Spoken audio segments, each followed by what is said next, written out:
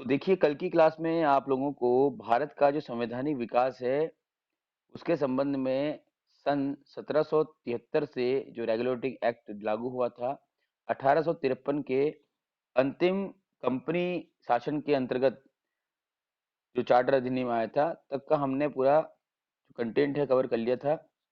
ये इसकी कुछ पिक्चर्स हैं, आप देखिए। बताया गया था आपको कि 1773 में रेगुलेटिंग एक्ट आया था, 93 में फिर आयोग की नियुक्ति की गई थी प्रथम बार। इसके बाद फिर 13 में शिक्षा के संबंध में कुछ विचार दिए गए थे। 33 में मैकॉले ने अपने मिनट्स दिए थे आकर के, 33 में नहीं आया था, 34 में दिए थे करीबन। और साथ ही साथ ब्रिटिश जो कंपनी थी उसका नाम ईस्ट इंडिया कंपनी रखा गया था। 1853 में जो चार्टर आया उसके माध्यम से कंपनी के शासन को समाप्त करने की एक साजिश सी रच दी गई थी।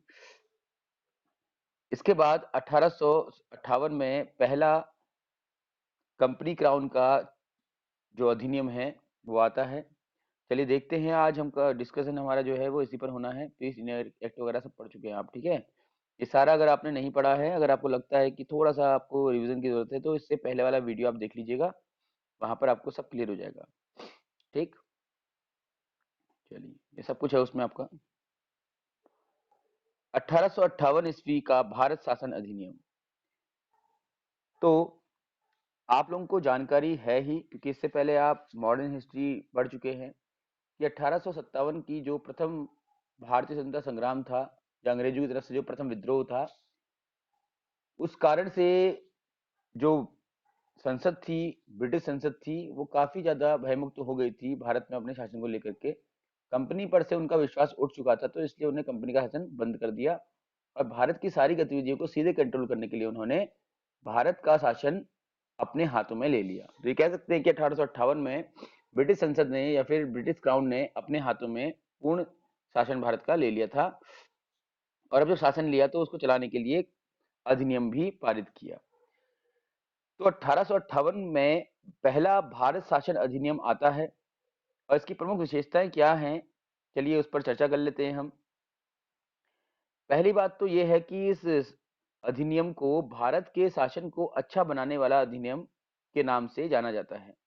आप नोट कर सकते हैं कि इस अधिनियम को, भारत शासन अधिनियम 1858 को, भारत के शासन को अच्छा बनाने वाला अधिनियम के नाम से जाना जाता है, क्योंकि इस अधिनियम के माध्यम से अब ईस्ट इंडिया कंपनी और उसके जो गवर्नर थे या उसके जो राजशाही चल रही थी उस पर पूरी तरह से लगाम लगा दी गई थी, उसको समाप्त कर दिया गया था और भारत का जो शासन था वो अब ब्रिटिश राजशाही के हाथों में चला गया था।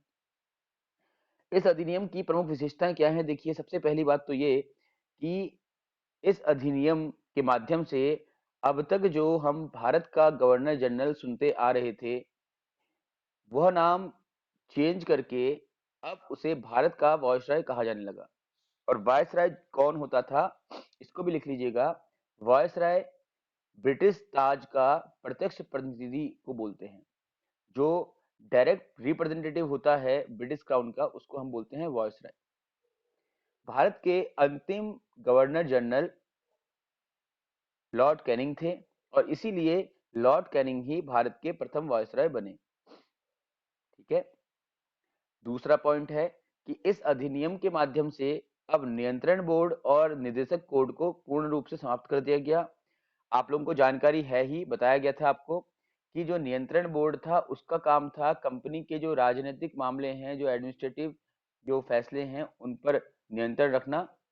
और निदेशक कोड जो है उसका जो काम था वो था जो ट्रेडिंग है, कंपनी की जो व्यापार कर रही है उस पर नियंत्रण करना। तो इस प्रकार से दो अलग अलग इकाइयां बनी थी जिनके माध्यम से कंपनी को कंट्रोल में रखा जा रहा था। तो इस प्रकार से इसको द्वैत शासन कहा जा रहा था। ठीक है। तो इस अधिनियम के माध्यम से इस द्वैत शासन प्रणाली का भी समापन हो गया। इसके बाद अब कंपनी ने, सॉरी, अब ब्रिटिश क्राउन ने या ब्रिटिश संसद ने भारत के शासन को कंट्रोल करने के लिए एक नए पद को सृजित किया। एक नया पद अब एग्जिस्टेंस में आएगा जिसका नाम है भारत का राज्य सचिव। और जो ये भारत का राज्य सचिव होता था, ये ब्रिटिश संसद की कैबिनेट का भी सदस्य होता था। ये पॉइंट आप नोट करिएगा। भारत का राष्ट्रीय सचिव ब्रिटिश संसद का भी कैबिनेट मिनिस्टर होता था। ठीक है, तो ये नोट कर लीजिएगा। इसके अलावा जो भारत का सचिव था उसकी सहायता के लिए 15 सदस्यीय परिषद का भी गठन किया गया, राइट। तो भारत में जो भारत का सचिव या कहें कि जो कि ब्रिटिश कैबिनेट का सदस्य भी होता था, उसकी हेल्प करने के लिए 15 सदस्यों का एक परिषद गठित किया गया, राइट। तो ये वैसे तो बहुत ज्यादा इंपॉर्टेंट मैं नहीं मानता हूँ है, लेकिन फिर भी अगर आप याद रखना चाहते हैं तो आप ये याद रखें कि अब 1858 के जो शासन अधिनियम है उसमें एक नया पद आता है, एक नया व्यक्ति आता है, और वो व्यक्ति अपने साथ 15 और लोगों को लेकर के आता है। ऐसे करके इसको आप याद रख लीजिए, उस व्यक्ति को हम भारत का राज्य सचिव कहते हैं, ठीक है। और साथ ही साथ इस कानून के अंतर्गत अब जो ये सचिव का परिषद गठित किया गया था वो एक निगमित निकाय के रूप में जाना जाने लगा, जिससे भारत और इंग्लैंड में मुकदमा करने का अधिकार था, ठीक है। इस पर भी मुकदमा किया जा सकता था। मतलब जो परिषद बनी थी भारत के सचिव के लिए, पहली बात तो ये कि ये हर तरह के मामलों पर हस्तक्षेप कर सकता था, और दूसरा, यदि इसके किसी भी प्रकार के कार्य में कोई शंकाएं पाई जाएंगी, संदेह पाया जाएगा, तो इस पर भी मुकदमा चलाया जा सकता था। ऐसा इसमें व्यवस्था की गई। इसके बाद 1858 का जो अधिनियम है उसकी विशेषता तक तो इतनी ही है। अब आता है 1861, 1892 और 1909 के भारत परिषद अधिनियम। आप लोग एक लाइन में नोट भी कर सकते हैं, भारत परिषद अधिनियम लिखिएगा। भारत परिषद अधिनियम डैश, सबसे पहला 1861 में, दूसरा 1892 में, और तीसरा 1909 में, राइट। और जो भारत शासन अधिनियम है वो पहला 1858 में, दूसरा 1919 में, और तीसरा 1935 में आता है। इस तरीके से आपको इनकी टाइमलाइन याद रखनी है। चलिए, तो 61 का जो 1861 का भारत परिषद अधिनियम है उसकी क्या विशेषताएं हैं, देखिए। अब इस कानून के माध्यम से या इस अधिनियम के माध्यम से बहुत सारे जो सुधार हैं भारत में जो किए जाने थे उनकी सिफारिशें की गई। तो सबसे पहले तो 1862 में लॉर्ड कैनिंग ने 3 भारतीयों, बनारस के राजा, पटियाला के महाराज और सर दिनकर राव को विधान परिषद के लिए मनोनीत कर दिया, राइट। अब क्या होने लगा कि भारत के जो लोग थे उनको भी परिषद में शामिल किया जाने लगा, जिससे कि भारतीयों के मन में जो ब्रिटिश सरकार है उसके प्रति कुछ संदेह ना रहे, और उनको लगे कि हमारे प्रतिनिधित्व भी यहाँ पर हो रहा है, ठीक है। तो 1861 द्वारा कानून बनाने की प्रक्रिया में भारतीय प्रतिनिधियों को शामिल करने की शुरुआत की गई। अब ये प्रश्न आपसे पूछा जाता है कि भारत के स्थानीय लोगों को परिषद में शामिल करने की शुरुआत किस कानून के अंतर्गत की जाने लगी या किस वर्ष से की गई, तो 1861 के भारत परिषद अधिनियम के अंतर्गत यह व्यवस्था की गई। इस अधिनियम द्वारा मद्रास एवं बंबई प्रेसिडेंसियों को पुनः विधायी शक्तियां देकर विकेंद्रीकरण की प्रक्रिया की शुरुआत की गई। आप लोगों को जानकारी है कि जब बंगाल का गवर्नर जनरल बनाया गया था तो उस समय बंबई और मद्रास, इन दोनों ही प्रेसिडेंसियों से अधिक महत्व बंगाल के गवर्नर जनरल को दिया जाने लगा था। और उसके बाद जब भारत का गवर्नर जनरल बना तो उस समय ब्रिटिश गवर्नमेंट ने या ब्रिटिश संसद ने बंबई और मद्रास की जो पावर थी वो पूर्ण रूप से समाप्त कर दी थी, ठीक है। तो वो जो समाप्त हुई शक्तियां थी उसके माध्यम से केंद्रीकरण की शुरुआत हो गई थी, केंद्रीकरण की, ठीक है। जब सारी की सारी रिपोर्ट जो है एक ही व्यक्ति को दी जाएगी। लेकिन अब दोबारा से 1861 के भारत परिषद अधिनियम के माध्यम से उस केंद्रीकरण को समाप्त कर पुनः विकेंद्रीकरण की व्यवस्था लागू कर दी गई, और बंबई और मद्रास दोनों प्रेसिडेंसियों को उनकी जो विधायी शक्तियां थी वो वापस दे दी गई।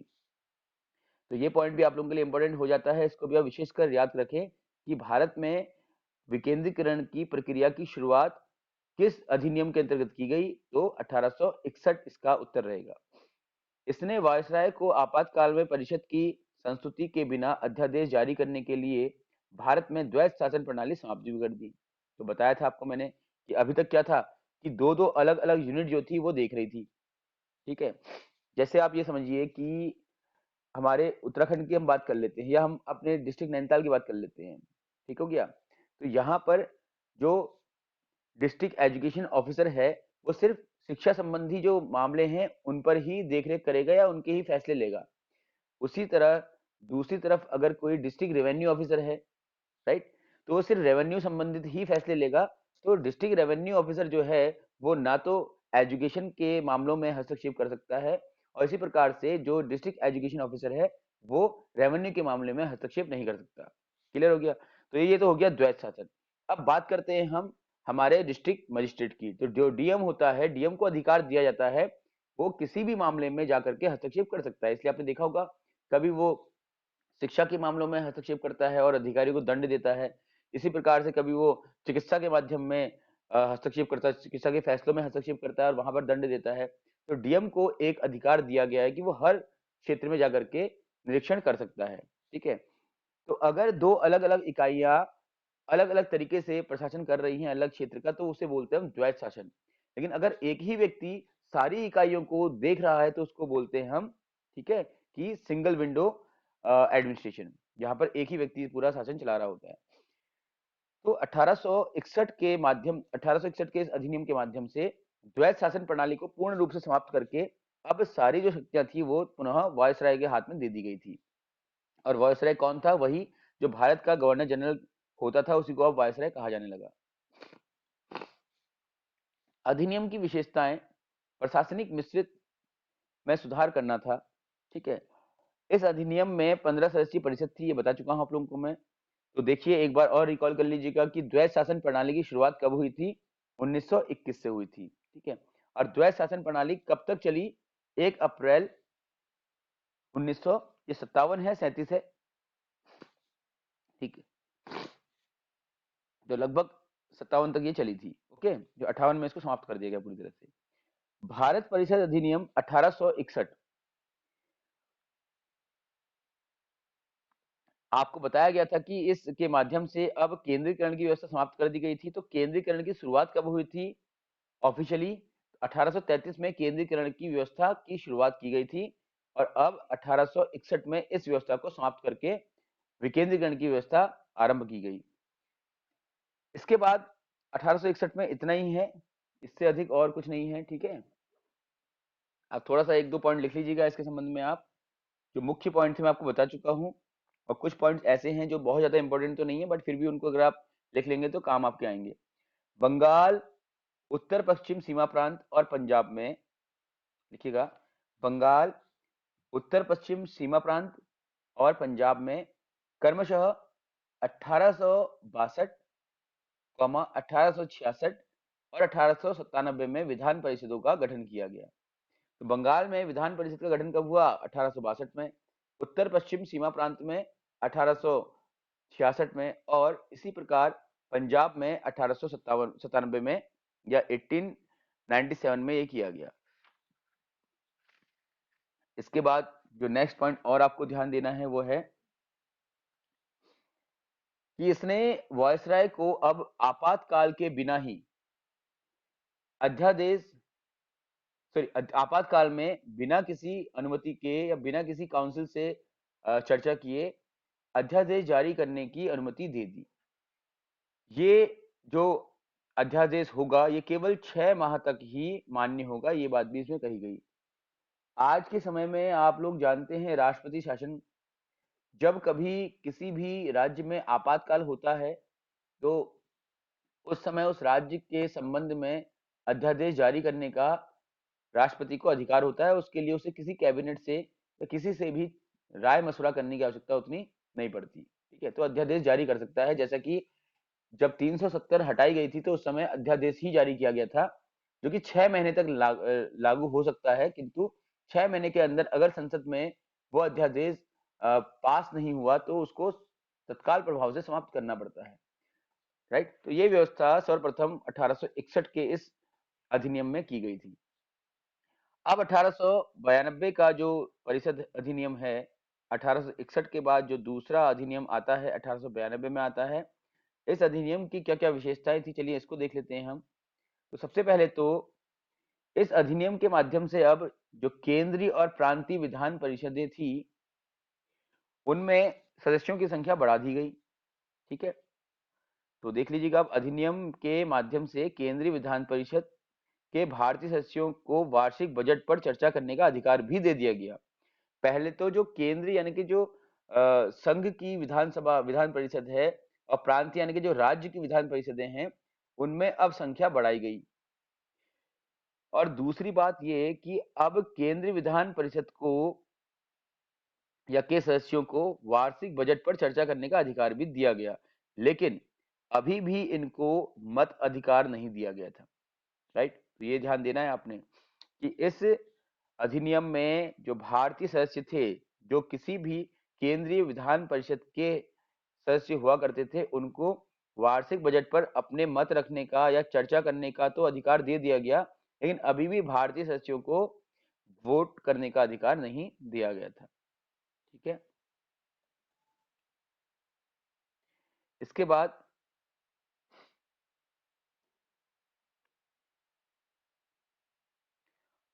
भारत परिषद अधिनियम 1909। तो भारत परिषद अधिनियम 1892 में ज्यादा इंपॉर्टेंट कुछ है नहीं, बस इतना ही है कि एक तो जो इंडियंस थे, जो उस काउंसिल के मेंबर हुआ करते थे, उनको किसी भी प्रकार के बजट पर जो भारत में खर्च होना है उस पर बहस करने का अधिकार दे दिया गया था, लेकिन अभी भी उनको वोटिंग का अधिकार नहीं दिया गया था। दूसरी बात कि अब सेंट्रल और जो आपका स्टेट लेवल की जो विधान परिषद हुआ करती थी, उनके सदस्यों की संख्या बढ़ाने का भी फैसला ले लिया गया। इसके बाद आते हैं हम 1909 के अधिनियम में। तो भारत परिषद अधिनियम 1909, इस अधिनियम की विशेषता यह है कि इसे माल्ले मिंटो सुधार के नाम से भी जाना जाता है। माल्ले इस समय भारत के सचिव थे और मिंटो वायसराय थे। देखिए, ये प्रश्न भी कई बार परीक्षाओं में पूछा आता है कि माल्ले मिंटो सुधार में भारत के वायसराय कौन थे। Option Morley, option B Minto, option C दोनों ही, ऐसा। तो आपको ध्यान देना है कि जो भारत का सचिव होता था, वो डायरेक्ट रिपोर्ट करता था कहाँ, ब्रिटिश संसद में, और वो ब्रिटिश कैबिनेट का एक सदस्य भी हुआ करता था। तो इस वजह से वो पद में वायसराय की अपेक्षा बड़ा होता था, और जो व्यक्ति बड़ा होता है वो पहले आता है, उसको पहला स्थान मिलता है। तो इस प्रकार से क्योंकि भारत का सचिव जो था वो पद में बड़ा था, तो उसको पहला स्थान मिलेगा। तो जिसका नाम पहले लिखा है वो भारत का सचिव, जिसका बाद में लिखा है वो वायसराय, ऐसे करके आप इसको याद कर सकते हैं। तो माल्य मिंटो सुधार के नाम से भारत परिषद अधिनियम 1909 को जाना जाता था।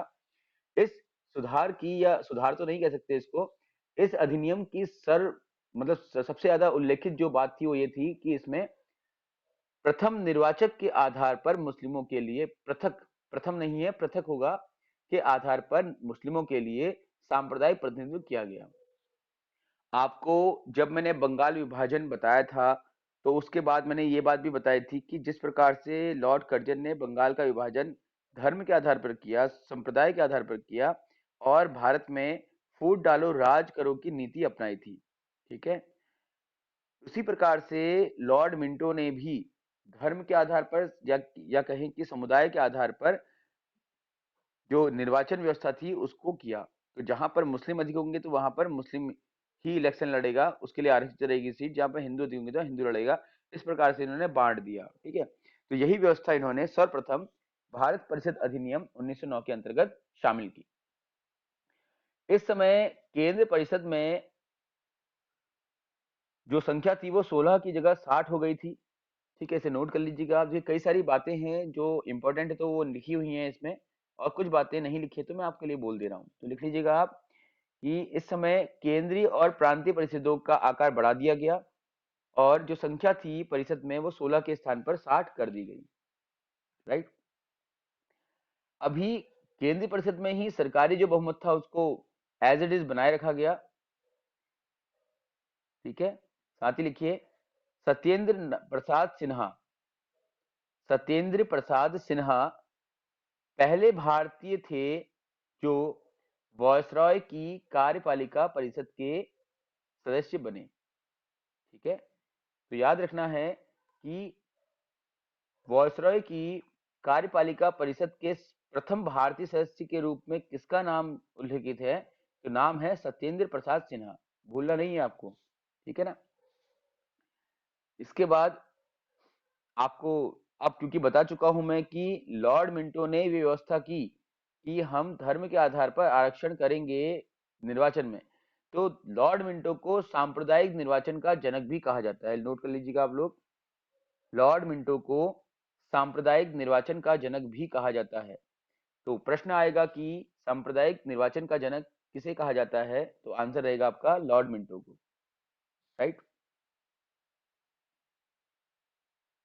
ओके, तो देखिए इस अधिनियम में केंद्रीय प्रांतीय विधायी शक्ति को बढ़ा दिया गया, परिषद के सदस्यों को बजट की विवेचना करने और उस पर प्रश्न करने का अधिकार दिया गया, भारतीयों को विधि निर्माण और प्रशासन दोनों में प्रतिनिधित्व प्रदान कर दिया गया। तो अब क्या हुआ, इस परिषद के माध्यम से जितने भी भारतीय सदस्य थे वो अब कानून बनाने की प्रक्रिया में प्रतिभाग करेंगे, ठीक है, ऐसा फैसला लिया गया। इसके बाद आता है आपका, देखिए तीन भारत परिषद अधिनियम थे, मैंने आपको बताया था तीन कौन कौन से हैं, टिप्स में याद रखिएगा आप लोग, 1861, 1892 और 1909। 1861, 1892 एंड 1909, ये तीन ही भारतीय परिषद अधिनियम हैं। अब भारत शासन अधिनियम सबसे पहले कब आया था, तो रिकॉल कीजिए 1858 में ये भारत शासन अधिनियम आया था। अब दूसरा भारत शासन अधिनियम आ रहा है 1919 में। इस अधिनियम को हम मॉन्टेग चेम्सफोर्ड सुधार भी कहते हैं। अब पहले भी बता चुका हूं, क्योंकि भारत का जो सचिव है वो पद में वायसराय से बड़ा होता है और जो बड़ा व्यक्ति है उसका नाम पहले आता है, उसको पहला स्थान मिलता है। तो इसमें भी मॉन्टेग्यू चेम्सफोर्ड में मॉन्टेग्यू पहले आ रहा है, इसलिए मॉन्टेग्यू राज्य सचिव हो जाएगा और चेम्सफोर्ड वायसराय हो जाएगा। देखिए प्रश्न पूछे जाते हैं एग्जाम में, इसलिए मैं इस पे ज्यादा एम्फेसिस कर रहा हूँ आप लोगों के सामने, ठीक है, कि मॉन्टेग्यू चेम्सफोर्ड में मॉन्टेग्यू क्या थे, भारत के सचिव, वायसराय, ऐसा कुछ, ओके। इस अधिनियम द्वारा पहली बार प्रत्यक्ष चुनाव प्रणाली अपनाई गई। ये एक इंपॉर्टेंट मार्क करने वाली बात है कि सर्वप्रथम प्रत्यक्ष चुनाव प्रणाली किस अधिनियम के माध्यम से अपनाई गई थी, तो आंसर रहेगा मॉन्टेग्यू चेम्सफोर्ड सुधार या फिर भारत शासन अधिनियम 1919, ठीक है। इसके बाद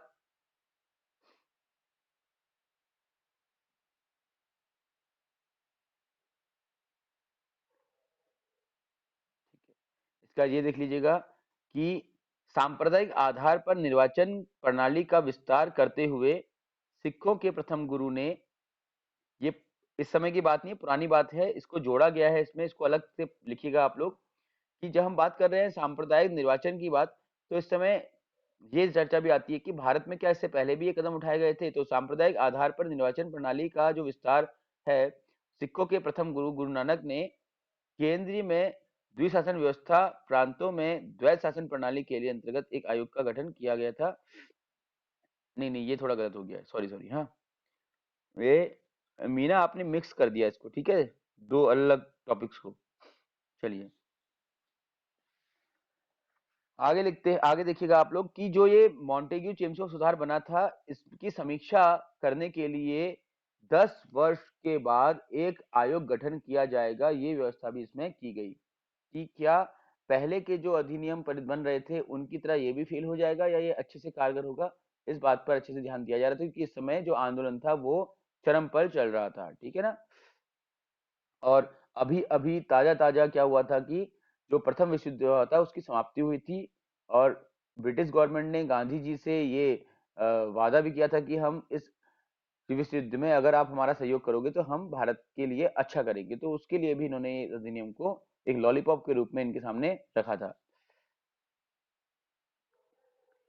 इस अधिनियम ने सांप्रदायिक आधार पर सिखों, भारतीय ईसाइयों, आंग्ल भारतीयों और यूरोपियों के लिए भी पृथक निर्वाचन की व्यवस्था कर दी। देखिए जो 1909 का अधिनियम था माल्य मिंटो सुधार, उसमें केवल मुस्लिम और हिंदुओं को अलग अलग किया गया था, लेकिन अब भारत शासन अधिनियम 1919 में सब संप्रदायों को अलग अलग निर्वाचन की व्यवस्था उसमें कर दी गई। और एक और व्यवस्था की गई, इसको आप नोट कर लीजिएगा कि वायसराय की जो कार्यकारी परिषद थी उसमें 6 सदस्यों में से, वायसराय की कार्यकारी परिषद में 6 सदस्य होंगे, उनमें से 3 सदस्यों का भारतीय होना अनिवार्य कर दिया गया, यानी कि अब भारतीय प्रतिनिधित्व तो 100% होना ही होना है। ये बात बहुत अच्छी थी भारतीयों के नजरिए से, जिस बात की सराहना की जा सकती है, ठीक है ना। इसके बाद एक लोक सेवा आयोग के गठन की बात भी इस अधिनियम के अंतर्गत की गई, ठीक है। और 1926 में जो सिविल सेवकों की भर्ती थी उसके लिए केंद्रीय लोक सेवा आयोग का गठन भी कर दिया गया। लिख सकते हैं कि 1926 में सिविल सेवकों की भर्ती के लिए केंद्रीय लोक सेवा आयोग का गठन किया गया। तो एक क्वेश्चन बन सकता है कि केंद्रीय लोक सेवा आयोग का गठन किस वर्ष किया गया, तो 1926 में किया गया, राइट। अब इसके बाद भारत शासन अधिनियम 1935 पर चलते हैं।